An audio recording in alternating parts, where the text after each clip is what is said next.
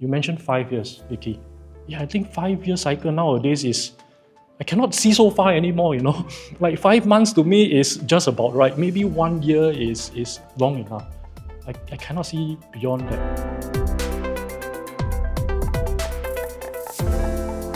Why don't you share with us, is digital marketing dead in 2025?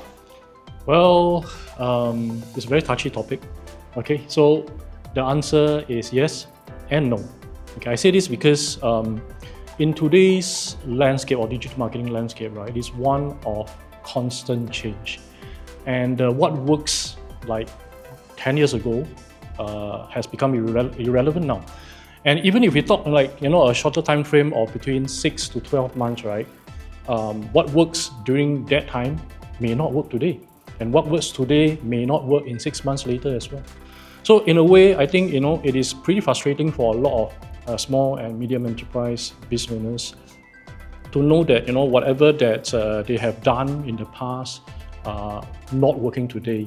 And so, like, is it dead? Is it not dead? I think we can explore this question a little bit later into the podcast. What exactly is digital marketing? So for me, I think the keyword here is digital. Marketing has been something that has, been ongoing for the past centuries, I believe. But what makes it digital? Essentially, if it touches the realm of being on a computer or on the phone, I classify it as digital. Now, there are some people who argue that, for example, radio. Okay, radio, I think, by and large, we can classify it as something that is more analog, something that is more mass market, above the line kind of marketing. But when you put a radio show on an app, does it make it digital now? So I think these are some of the questions that people ask, and honestly, I don't have a good answer. Now, obviously, there are marketers who market, for example, like what we are doing now, podcast, not so much on video, but if it's just on audio format, and if it's distributed through, for example, Spotify, does it constitute digital marketing? But if it appears on radio, which is possible as well, then is that digital? So I don't have a clear answer, but to me, if you really want me to define that, digital marketing means anything that shows up on your phone, shows up on your computer, that's digital marketing to me. What keeps your Singapore business owner friends up at night? So the businesses whom I serve largely are the small businesses. But in my experience, I think what keeps small business owners like myself awake at night is definitely the top line revenue. For us small business owners, right, revenue can be very good in 1 month, and in the slower months, we can be very worried about it. And a lot of top line revenue comes from some form of marketing as well. So we have to be cognizant of that. The other thing that, if I may, which is keeping all of us awake at night, is really where is our next customer going to come? When and where? I talked about what works 6 months ago don't work today. So for example, there was a time when Facebook is the preferred platform for so many small businesses out there, right? But today is Facebook as effective as in the past? Not really so. So we worry that in the next 6 months, where our customers are coming from. AI is also another aspect, but I think we'll leave this conversation to a little bit later in the podcast. Yeah. So these are the things that I'm worried about. There's a third thing, if I may, very quickly. We talk about digital marketing, which to me seems to be denoting something that is of a shorter term. But if we want to think about marketing in the longer term, then branding comes into mind. Yeah, so digital branding, still on digital form, may be something that I think is on the top of many small businesses owners' mind as well right now. Which one? Where would you stand in which is more important, branding, marketing, or sales? Okay, maybe allow me to put it in a slightly different perspective and context. Christina explained branding, marketing, and sales at a very overarching level. Let me bring it down one level to, let's say, for example, if a client comes to me and asks me this question, then I will say, what is your industry? To me, different industries have different focuses and priorities. And it also depends on at which stage they are in their business. For example, if a new car wash company were to come to me and say, hey, Colin, I have no social media presence, I have no collaterals, nobody knows me, and I have this physical shop here, okay? Which is most important to me? Then obviously, I think the first thing depends on whether you have any capital being put in. Then you don't need the immediate sales. Maybe marketing is more important to you at this point, because I see marketing as a little bit more shorter term than branding, which is a much longer term. But if they have the resources, they may want to focus on branding at the same time while they're doing their marketing. Sales could be another component that they are looking into.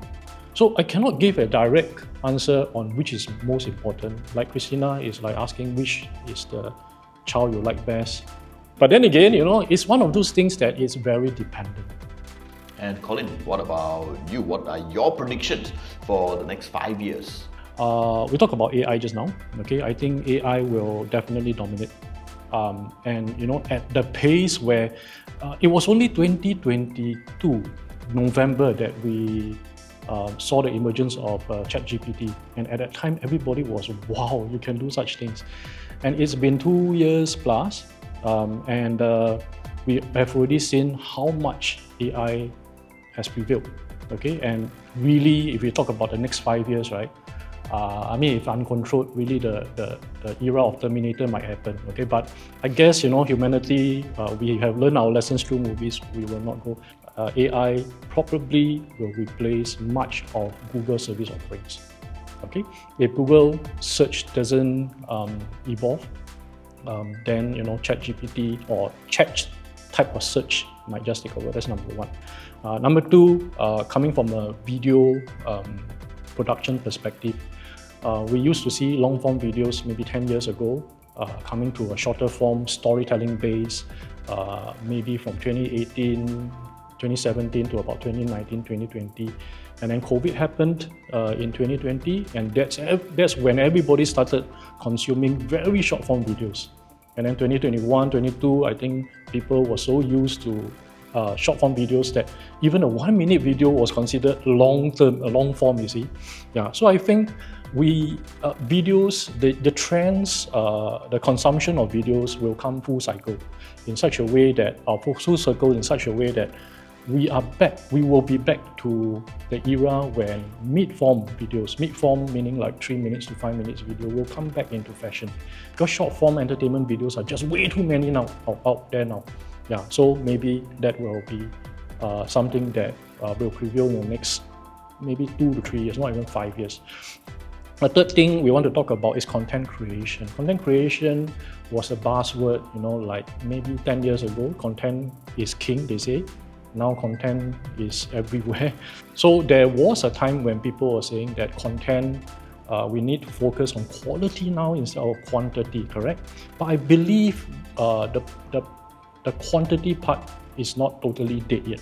Okay, why? Is because if you have one very good post, for example, if I write a 3,000 word post on Facebook and I put it out there, does it mean everybody will see it? No. But if I put out 10 very long posts, very quality posts on there, the chances of me reaching more people is higher. So quantity, quality, plus one more factor, speed. Speed as in how relevant, how trendy it is when you deliver that piece of information out. That's number 3. Number 4, I talk about platforms, YouTube, Instagram, TikTok. Okay, you see, Facebook is dead already, in my opinion, in Singapore at least.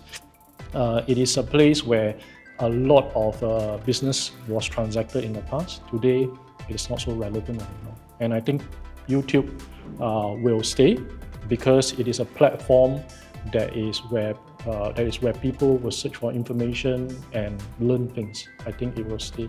TikTok might evolve, and I think there's a good chance TikTok will do that because TikTok is very agile in terms of its relatability to users.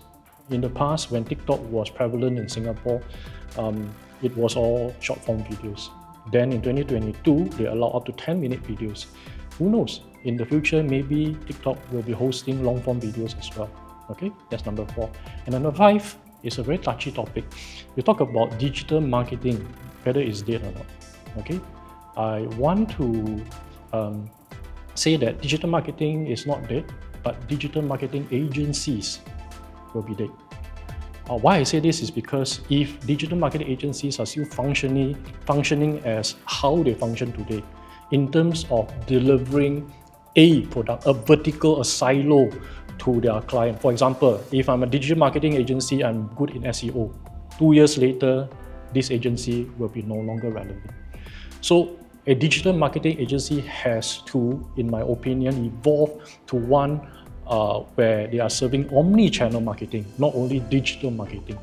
Because you and I, we know that when we transact in business, when we are the consumers to buy a product, we not only buy the product through only perusing all the digital means of that business. We need to go to the shop, for example, we need to meet with people, networking sessions, so on and so forth. So these are my 5 predictions. But I'm with Christina. It's a very interesting point. I never really thought about that. You mentioned 5 years, Vicky. Yeah, I think 5-year cycle nowadays is, I cannot see so far anymore, you know. Like 5 months to me is just about right. Maybe 1 year is long enough. I cannot see beyond that.